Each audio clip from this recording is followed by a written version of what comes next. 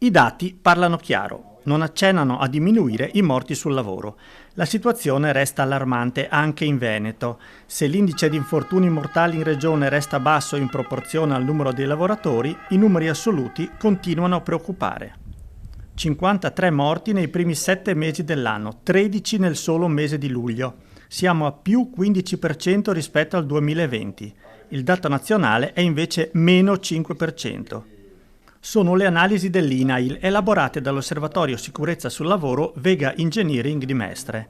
Vedono le province di Verona e Treviso in testa alla classifica regionale, entrambe con 12 infortuni mortali nella prima parte del 2021.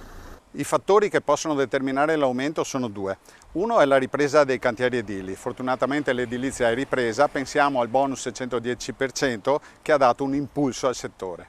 Il secondo fattore è quello dei ritmi di lavoro. I ritmi di lavoro sono frenetici dovuti alla ripresa e soprattutto a causa della consegna delle merci in ritardo si lavora con ritmi molto elevati per le consegne dei materiali. Gli infortuni che notiamo coinvolgono infatti i carrelli elevatori che sono un classico mezzo di movimentazione.